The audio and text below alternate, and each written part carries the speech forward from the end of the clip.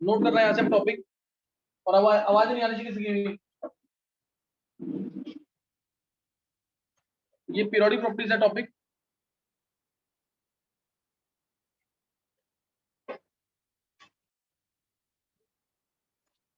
मैं पूरे periodic table की इलेक्ट्रॉनिक कंफिगरेशन तो मैं करवा चुका हूँ। देखो पूरे पीरियोडिक टेबल की इलेक्ट्रॉनिक कंफिगरेशन तुम्हारी हो चुकी है। अब आगे जो मेरे को बताना है, आगे जो बताना है वो क्या है, हिस्ट्री। अब यहाँ से एक तरह से टॉपिक स्टार्ट है, इलेक्ट्रॉनिक कंफिगरेशन सबको आनी चाहिए, ध्यान रखना चाहिए। मेरे को जो बताना है तुम्हें यहाँ टॉपिक वो क्या है, history of periodic table. Clear, history of periodic table बहुत इंपॉर्टेंट नहीं है, बस चैप्टर की स्टार्टिंग के लिए बता रहा हूँ मैं। इसमें अगर तुम ज्यादा इंपॉर्टेंट बोलेंगे तो वो है मेंडलीव पीरियोडिक टेबल, उसके क्वेश्चन फिर भी आ जाते हैं। मेंडलीव पीरियोडिक टेबल बहुत ज्यादा इंपॉर्टेंट नहीं है, आज यही टॉपिक खत्म करना चाहिए, ठीक है। हिस्ट्री ऑफ पीरियोडिक टेबल, तो इसमें फर्स्ट है, फर्स्ट जो साइंटिस्ट, बहुत सारे साइंटिस्ट ने दिया था, जो कुछ फेमस हुए थे ना उनके बारे में बता रहा हूँ। बहुत सारे साइंटिस्ट ने पीरियोडिक टेबल के बारे में डिटेल्स दी थी, जो कुछ फेमस है मैं उनके बारे में बता रहा हूँ। पहला है Lavoisier,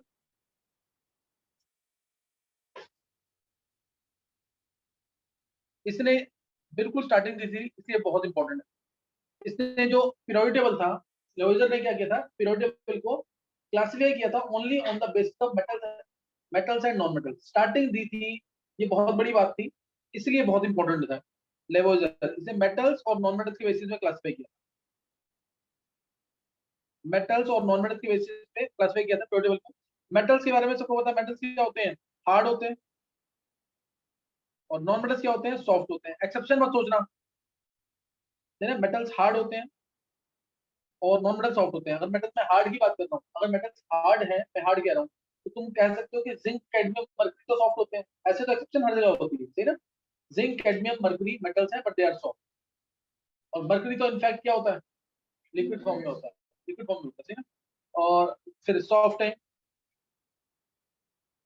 mercury, liquid form, liquid वाले मेटल पता है कौन कौन से, ब्रोमीन, एलिमेंट्स। मरकरी लिक्विड है, और ब्रोमीन, और कौन से हैं जो लिक्विड फॉर्म में है।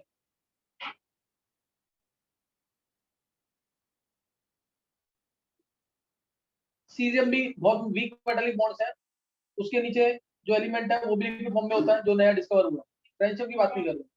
Gallium is liquid at room temperature, gallium भी मेटल है and is liquid at room temperature, समझिए कि नहीं।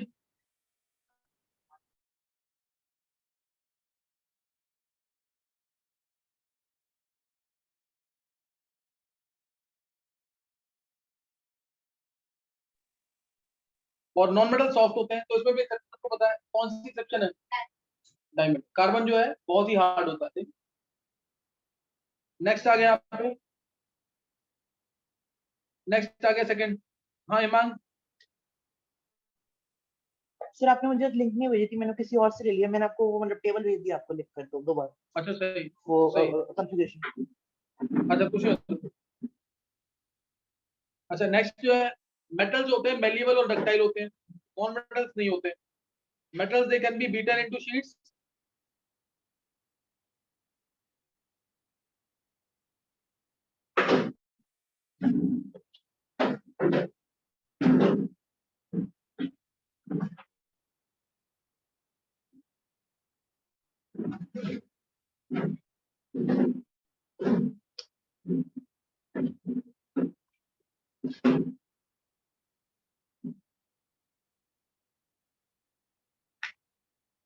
मेटल्स जो है they can be beaten into sheets and drawn into wires. Beaten into sheets malleable है, drawn into wires means ductile है। और ये नॉन मेटल्स क्या होते हैं, नॉन मेलिएबल नॉन डक्टाइल, ठीक है ना। तो ये ध्यान रखना है, मेलिएबल एंड डक्टाइल है ये नहीं है। ये सब छोटी चीजें हैं, ये तुम्हें सबको पता है, इसलिए बहुत डिटेल में नहीं लेंगे इसको। नेक्स्ट आ गया, नेक्स्ट पॉइंट, मेटल्स जो होते हैं लस्टरस होते हैं, पता है ना। लस्टरस क्यों होते हैं, because of presence of mobile electron, इनके अंदर मोबाइल इलेक्ट्रॉन्स होते हैं, इसलिए ये लस्टरस है, ये लस्टरस है। और जो नॉन मेटल्स हैं वो नॉन लस्टरस है। मेटल्स होते हैं सोनोरस होते हैं, सोनोरस मतलब साउंड प्रोड्यूसिंग, गिरेंगे तो आवाज आएगी, गिरेंगे तो आवाज आएगी। नॉन मेटल्स में ऐसा नहीं होगा, नॉन मेटल्स में ऐसा नहीं होगा। तो ऐसे बहुत सारी प्रॉपर्टीज है, मेटल्स की होंगी, मेटल्स की जो होंगी और नॉन मेटल्स की नहीं होंगी। लेवोइजर ने मेटल्स नॉन मेटल्स के बारे में बता दिया। क्या इसने मेटलॉइड्स के बारे में बताया? मेटलॉइड्स के बारे में कोई डिटेल नहीं दी थी, मेटलॉइड्स के बारे में कोई डिटेल नहीं थी, लेकिन पीरियोडिक टेबल की स्टार्टिंग दे दी थी, इसलिए बहुत इंपॉर्टेंट। और मेटलॉइड्स पूरे पीरियोडिक टेबल में कौन कौन से हैं, ये ऑब्जेक्टिव का इंपॉर्टेंट क्वेश्चन है। मेटलॉइड्स कौन कौन से होते हैं? हाँ, मेटलॉइड्स कितने हैं टोटल? टोटल सुन लेंगे एक बार, मेटलॉइड्स कौन कौन से हैं। ध्यान देना, मेटलॉइड्स के बारे में ना इसने कोई इन्फॉर्मेशन नहीं दी थी, और मेटलॉइड्स के बारे में इन्फॉर्मेशन नहीं दी थी, लेकिन तुम्हें याद करने हैं, ये इसकी लिमिटेशन में है। लेवोइजर ने मेटलॉइड्स के बारे में कोई इन्फॉर्मेशन नहीं दी थी, लेकिन तुम्हें याद करना है। इसमें germanium, arsenic, antimony, selenium, tellurium, ये 5 मेटलॉइड्स हैं जो तुम्हें याद करना है। 14 में, 15 में और 16 में, ये 5 मेटलॉइड्स हैं जो तुम्हें याद करने हैं। सही ना, ये 5 मेटलॉइड्स हैं जो तुम्हें याद करने हैं। नेक्स्ट नोट करना आगे। पहला लेवोइजर आया था, इसकी डिटेल मैंने तुम्हें दे दी। पहला लेवोइजर था, इसकी डिटेल मैंने तुम्हें दे दी है। नेक्स्ट अब है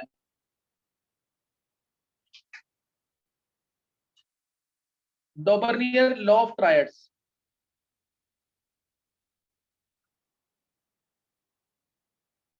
लॉ ऑफ ट्रायड्स, इसने एलिमेंट्स को एक ट्रायड में अरेंज किया था। ये मैं तुम्हें कल पढ़ाते समय थोड़ा बता चुका उसके बारे में। इसने क्या किया था, एलिमेंट्स को एक ट्रायड में अरेंज किया था in order of their increasing atomic masses. डॉबर्नियर ने क्या किया, एलिमेंट्स को ट्रायड में अरेंज किया in order of their increasing atomic masses and found that weight of the middle element was mean of the two. weight of the middle element was mean of the two. समझ गए कि नहीं है? इसने elements को increasing order of masses में arrange किया, और उसने क्या देखा कि weight of the middle element is mean of the two, is mean of the two. तो इसके बारे में ये बता दिया। तो इसलिए अब इसमें जैसे लिथियम, लिथियम, सोडियम, पोटेशियम,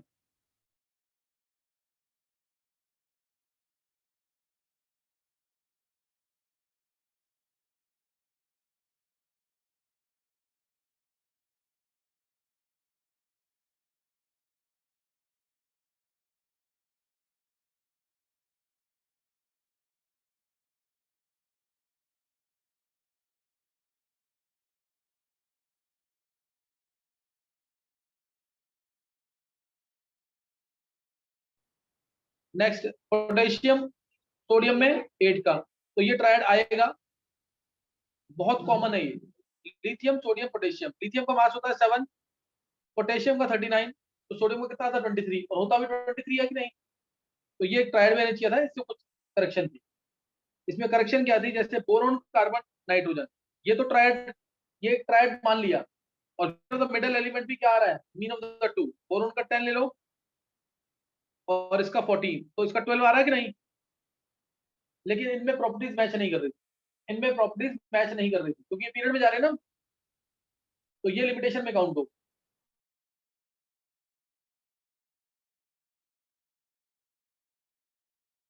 80, तो क्या ये 50 के आसपास आ रहा है कुछ? 35.5 होता है ना, तो क्लोरीन, क्लोरीन कितना होता है 35.5, तो ये ट्रायड नहीं है। क्या रीजन बनता है इसका, क्या रीजन बनता है इसका? डिफरेंस क्या सेम है? फ्लोरीन क्लोरीन में 8 का डिफरेंस है, और क्लोरीन ब्रोमीन में 17, 35, कितने का डिफरेंस है? 18 का। Therefore it is not a triad, ये ट्रायड नहीं है। क्लियर है कि नहीं है? तो यहां तक ये तुम्हें करना है। नेक्स्ट अब है डॉबर्नियर लॉ ऑफ ट्रायड, बता दिया मैंने, जिसने मास को बेस माना था, जिसने मास को क्या माना था, बेस। नेक्स्ट आया Newlands law of octaves, third.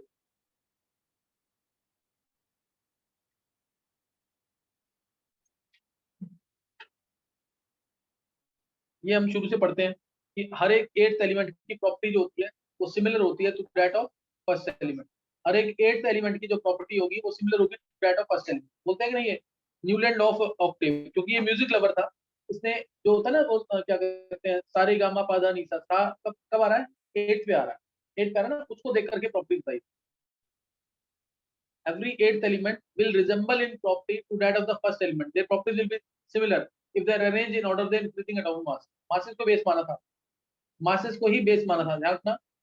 तो एट्थ एलिमेंट की प्रॉपर्टी सिमिलर होगी। जैसे लिथियम है, lithium beryllium, boron, carbon, nitrogen, oxygen, fluorine, neon, फिर सोडियम। तो लिथियम और सोडियम की प्रॉपर्टीज क्या होगी? लिथियम और सोडियम की प्रॉपर्टी सेम होगी। क्या सोडियम 8th एलिमेंट है कि नहीं लिथियम के बाद? है, एक बार चेक करो। 9th एलिमेंट आ रहा है, नियॉन है ना 8th। तो लिथियम की नियॉन से तो प्रॉपर्टी सेम है ही नहीं, ये तो 9th एलिमेंट है सोडियम। फिर उस वक्त नोबल गैस डिस्कवर नहीं हुई क्या थी। reason है? हाँ इसे, हाँ ये हिमांग ने आंसर दे दिया अभी, क्योंकि उस समय नॉर्मल गैसेस या इनर्ट गैसेस डिस्कवर ही नहीं हुए थे, इसलिए 8th एलिमेंट। नॉर्मल गैसेस जो है उस समय डिस्कवर ही नहीं हुए थे, तो 8th एलिमेंट आ गया कि नहीं? लिथियम के बाद क्या आएगा? सोडियम। क्लियर होगी बात कि नहीं? तो अगर एलिमेंट्स को हम इंक्रीजिंग ये एटॉमिक कुछ के लिए ही वैलिड था, कुछ एटॉमिक नंबर्स के लिए ही वैलिड था, कम एटॉमिक नंबर्स के लिए जैसे 1 to 20, 1 to 25 इतने तक के लिए वैलिड था, सबके लिए वैलिड नहीं। समझ गए कि नहीं? तो ये न्यूलैंड्स लॉ ऑफ ऑक्टेव्स है। If elements are arranged in order to increasing atomic masses, then every 8th element will resemble in property, will show similar property to that of the first one। हर एक 8th element की जो property होगी वो similar होगी लगभग इसके first element के, अगर हम इंक्रीजिंग एटॉमिक मासेस में अरेंज करें। मास को ही इसने भी बेस माना, लिमिटेशन थी मास को एक तो बेस माना, और लाइटर एलिमेंट्स के लिए वैलिड था, हैवियर एलिमेंट्स के लिए वैलिड नहीं। ये चीजें ना बहुत ज्यादा इंपॉर्टेंट नहीं है, इसे मैं डिटेल में नहीं ले रहा, और तुमने शायद 10th क्लास में पढ़ा भी होगा पीरियड टॉपिक से। ठीक है, नेक्स्ट है 3 मैंने बता दिया, याद करना, याद करके जाना पूरा टॉपिक, याद जो आज टॉपिक हो याद करके जाना पूरा। अब नेक्स्ट 4th कौन आएगा? लॉथरमियर कर्व्स, 4th साइंटिस्ट।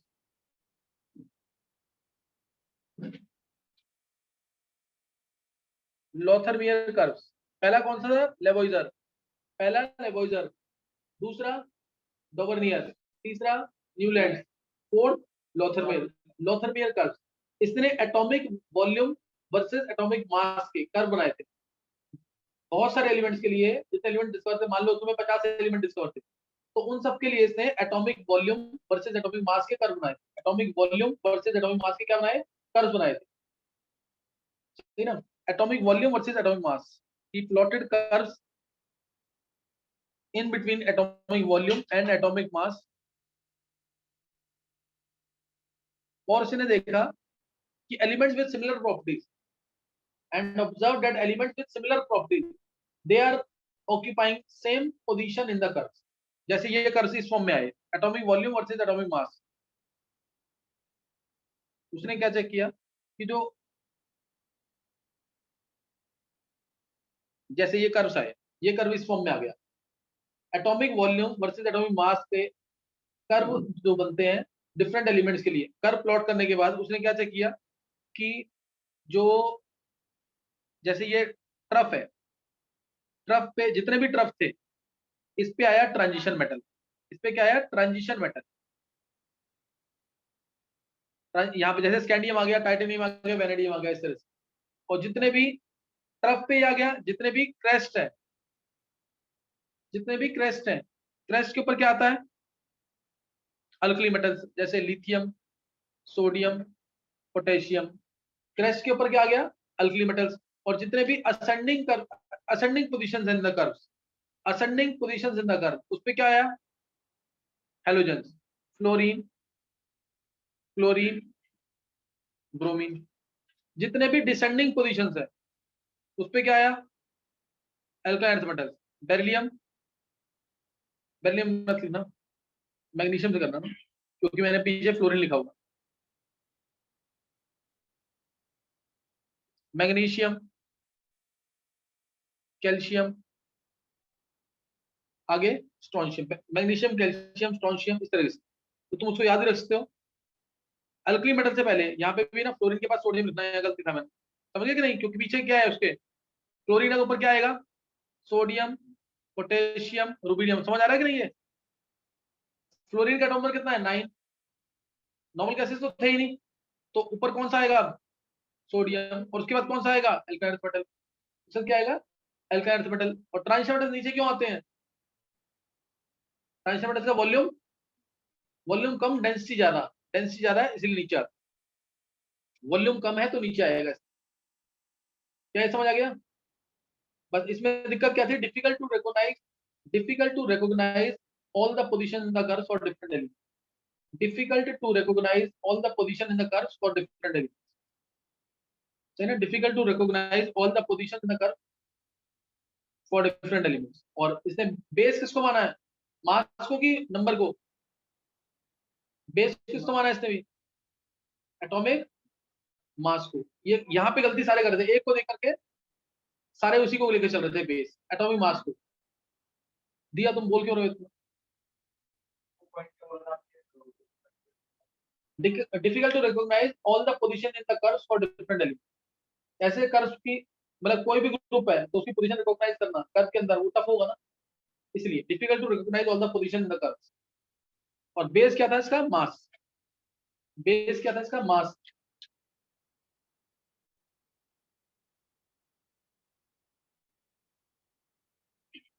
नेक्स्ट है, नोट कर लो ऊपर, चार बताए मैंने, चारों को रिपीट कर लो ऊपर।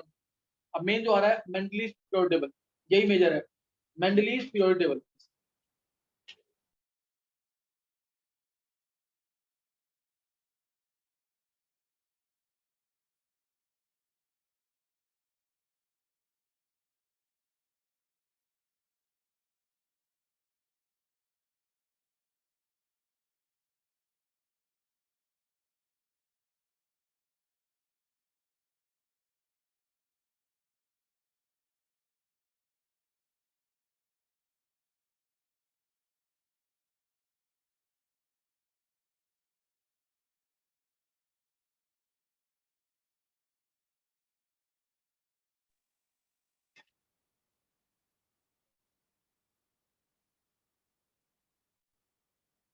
नेक्स्ट नोट करेंगे Mendeleev.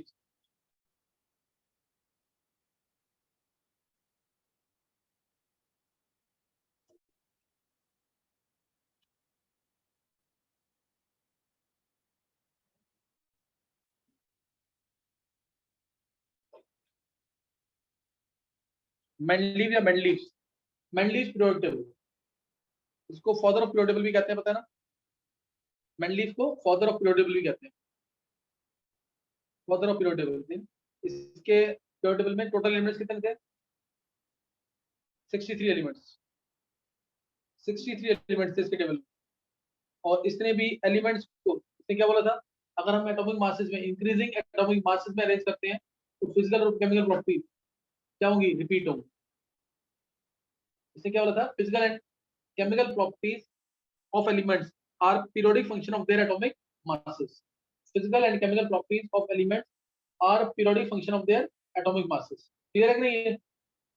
Physical and chemical properties are periodic function of their atomic masses. If elements are arranged in order of their increasing atomic mass, then physical and chemical properties will repeat after regular interval of time.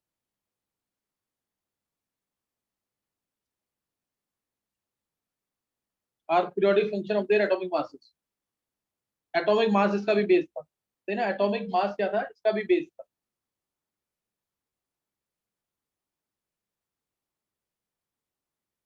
Note clear, atomic mass जो था वो इसका base था। अब इसमें note करेंगे जो table है, 63 एलिमेंट्स इसके अंदर, एटॉमिक मास में अरेंज किया था। ये जो टेबल है इसको मैं नेक्स्ट पेज पे बताता हूँ जरा अच्छे से। ये इस तरह से टेबल था,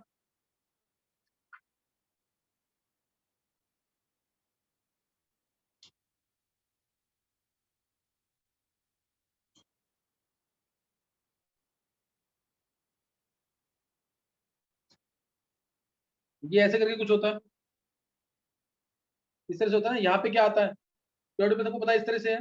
ऊपर क्या आएगा, lithium, sodium, potassium, rubidium, caesium, francium, याद है कि नहीं है। और उसके नीचे कौन से एलिमेंट्स आते हैं, 4f 5f।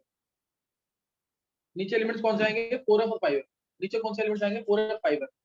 तो इसने जो अपना पीरियोडिक दिया था उसमें जो नंबरिंग की थी, तो बता सकता तुम्हें से कि इसके अंदर इसके पीरियोडिक में, मेंडलीव के पीरियोडिक में कितने सीरीज थी। इसने पीरियड नहीं बोला था, क्या बोला था, सीरीज। हॉरिजॉन्टल रोज को इसने क्या बोला था, सीरीज। और कितने ग्रुप्स थे, मेंडलीव के पीरियोडिक में कितनी सीरीज थी और कितने ग्रुप्स थे। सबने पढ़ा पीरियोडिक, पीरियोडिक प्रॉपर्टी चैप्टर हमने किया हुआ है, इसके पीरियोडिक टेबल में कितने पीरियड से यानी कितनी सीरीज थी, इसको तुमने पढ़ा था क्या? इसके इसके जो पीरियड, इसका जो पीरियोड टेबल थे, इसमें 12 सीरीज थी, 7 नहीं थी 12 थी। वैसे तो तुम्हें पता है 7 पीरियड्स होते हैं, 7 periods 18 group, modern period table के अंदर 7 पीरियड्स 18 ग्रुप। अब दूसरा पीरियड एक आध बढ़ जाए अब। और इसके पीरियड टेबल में 12 सीरीज थी, कितनी सीरीज थी? 12 सीरीज थी। और ग्रुप्स कितने थे? ग्रुप्स कितने थे इसमें? 8 ग्रुप्स थे, 8 ग्रुप्स थे। 1 to 7 जो थे, 1 to 7 ग्रुप्स, उसको इसने सब डिवाइड कर रखा था ए में और बी में। जैसे 1A होगा तो 1B भी होगा, 1A होगा तो 1B भी होगा। और 8th ग्रुप में 3 ग्रुप्स आ रहे थे, 8th ग्रुप में 3 ग्रुप्स थे। अब ये नोट कर लेंगे एक बार, पहले ये नोट कर लेंगे ढंग से, कोई डाउट है तो पूछिए।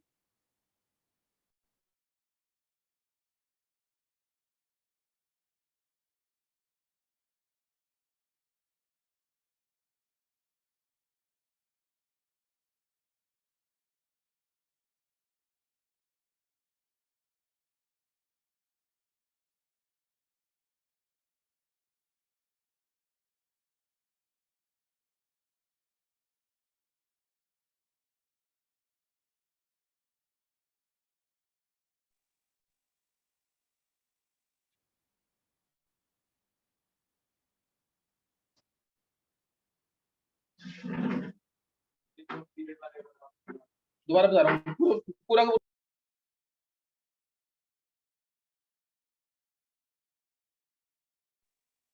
देखो सर, इसके अंदर मैंने तुम्हें लिथियम सोडियम, अब इसमें 12 सीरीज कैसे हैं और 8 ग्रुप्स कैसे हैं वो नोट करना। इसके अंदर 12 सीरीज और 8 ग्रुप्स कैसे हैं। जैसे पहला जो है ग्रुप मेंडली पीरियोड टेबल है, युग ध्यान दियो, मेंडलीज पीरियोड टेबल। ऊपर जो लिथियम वाला ग्रुप है इसको बोलते हैं फर्स्ट स्टेज। क्या इसके ऊपर हाइड्रोजन भी है? ध्यान रखना, इसके ऊपर हाइड्रोजन भी पता है ना, इसके ऊपर हाइड्रोजन भी है। ये फर्स्ट है, मैं हाइड्रोजन लिख दूंगा पहले, ये है फर्स्ट ए ग्रुप। इसके इसके आगे क्या होगा?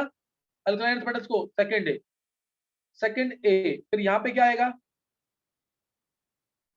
Third A, fourth A, fifth A, sixth A, seventh A. Seventh A तक समझ गए कि नहीं? थर्ड से लेके यहाँ से चलेगा सेवंथ ए तक, समझ आ गया तक नहीं? सेवंथ किसका आएगा? मैंगनीज वाला ग्रुप। सेवंथ कौन सा आएगा? मैंगनीज वाला ग्रुप। लिथियम वाला फर्स्ट ए, बेरिलियम वाला सेकंड ए, स्कैंडियम वाला थर्ड ए। स्कैंडियम वाला क्या है? Third A. और स्कैंडियम से लेके मैंगनीज वाला क्या आएगा? सेवंथ ए। अब उसके बाद आएगा एट्थ ग्रुप। एट्थ में आएंगे 3, एट्थ में 3 आएंगे, ध्यान रखना। एट्थ के अंदर 3 आएंगे, मैं यहां लिख रहा हूं, आयरन, कोबाल्ट, निकल। एट्थ ग्रुप में आयरन, कोबाल्ट, निकल। तो इसमें टोटल एलिमेंट्स कितने होंगे? एट्थ ग्रुप में टोटल एलिमेंट्स कितने होंगे? 9 होंगे, क्योंकि आयरन के नीचे भी 2 एलिमेंट होंगे, इधर भी कोबाल्ट के नीचे भी 2 एलिमेंट होंगे, निकल के नीचे भी पैलेडियम प्लेटिनम होगा। क्लियर है कि नहीं? एट्थ वाले में 9 एलिमेंट्स। एट्थ वाले में एक तरह से 3 ग्रुप आ गए कि नहीं? लेकिन नाम नहीं दिया, इसको एट्थ ही माना हुआ है, इसको एट्थ ही माना हुआ है, ध्यान रखना चीज का। आयरन, कोबाल्ट, निकल। क्लियर? आयरन, कोबाल्ट, निकल, 9 एलिमेंट्स होंगे एट्थ ग्रुप में। कैसे भी क्वेश्चन आता है पता होना चाहिए तुम्हें। फर्स्ट ए से लेकर 7th ए तक समझ आ गया। लास्ट क्या है? मैंगनीज। लास्ट क्या है? मैंगनीज। अब फर्स्ट बी, फर्स्ट बी आएगा कौन सा वाला? कॉपर। सेकंड बी कौन सा आएगा? Zinc. First B second B समझ आ गया? फर्स्ट बी में क्या आएगा? कॉपर। सेकंड बी में इसी के अंदर क्या आएगा? Zinc, copper, zinc. और उसके बाद थर्ड बी में क्या आएगा? बोरोन। थर्ड बी में क्या आ जाएगा? Boron. Third B, fourth B, fifth B, sixth B, seventh B. Seventh B में क्या आएगा? सेवंथ बी में क्या आएगा? फ्लोरीन। क्या ये समझ आ गया पूरा? इसमें नंबर समझ आ गया कि नहीं? पहले कैसे होता था? तुमने बुक्स में भी देखा होगा, लिखा होगा 7th B group. Inert gases अभी भी डिस्कवर नहीं हुई थी, ध्यान रखना। Inert gases were still not discovered. अब समझ आ गया कि नहीं है? ग्रुप समझ आ गया कि नहीं? 8 ग्रुप समझ आ गए सबको कि नहीं? अभी सीरीज मेरे को बताना है, 12 सीरीज कैसे है वो चेक करो, बताओ मेरे को कैसे है 12 सीरीज इसमें। ग्रुप्स मैंने तुम्हें बता दिया, 12 सीरीज बताओ कैसे है इसके अंदर।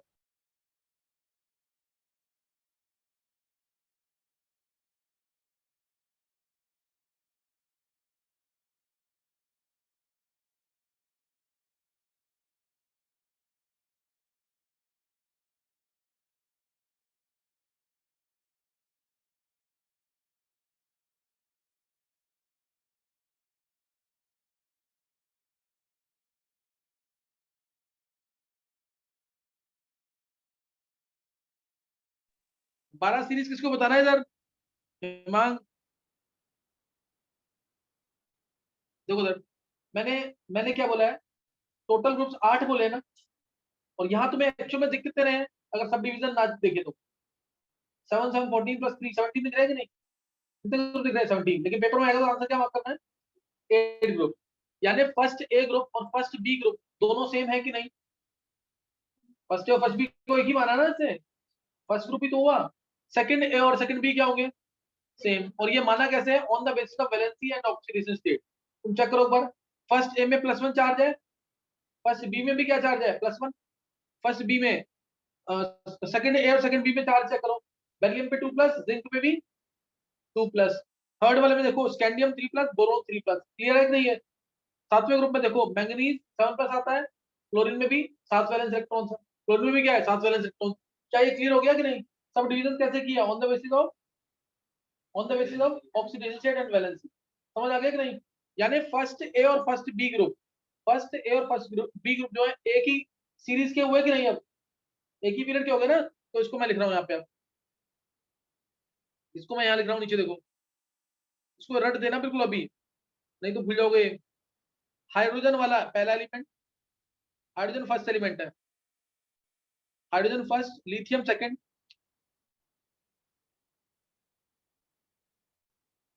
Hydrogen first, lithium second, sodium third, potassium fourth. तुम्हें अब 4 3 7 और 2 नीचे 9 चीजें दिख रही है कि नहीं? 9 सीरीज दिख रही कि नहीं? 9 सीरीज दिख गई ना, इसको दोनों को एक ही माना था इसने, 9 दिख गया ना। अब 3 एलिमेंट यहां से नहीं आ गए, कॉपर, सिल्वर और गोल्ड, ये दिखे 3 की नहीं? जैसे पोटेशियम के बाद तुम कॉपर डाल दो, रुबिडियम के बाद सिल्वर डाल दो, और सीजियम के बाद गोल्ड डाल दो। क्या समझ आ गया? हो गई 12, 12 सीरीज हो गई कि नहीं? ये 1 2 3 4 5 6 7 8 9 10 11 12। समझ आ गया कि नहीं? है तो 12 सीरीज थी, मेंडलीव की प्रोडक्ट की सीरीज थी, 12 सीरीज थी, और 8 ग्रुप्स, 8 ग्रुप समझ आ गया? 1 से लेकर, फर्स्ट ए से लेकर 7th ए तक, फर्स्ट बी से लेकर 7th बी तक, और 3 अलग से, 3 अलग से कौन कौन से? 8 के अंदर 3। अभी मेंडलीव का पीरियड टेबल तो क्लियर हो गया कि नहीं?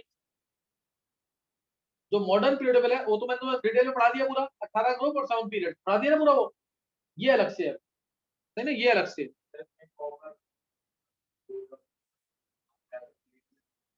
फर्स्ट ए और फर्स्ट बी सेम है ना, फर्स्ट ए और फर्स्ट बी एक ही सीरीज है ना, ग्रुप एक ही है कि नहीं? तो आएंगे ना सीरीज, नहीं क्लियर हो रहा? समझे नहीं? फर्स्ट ए फर्स्ट बी एक ही ग्रुप के है ना।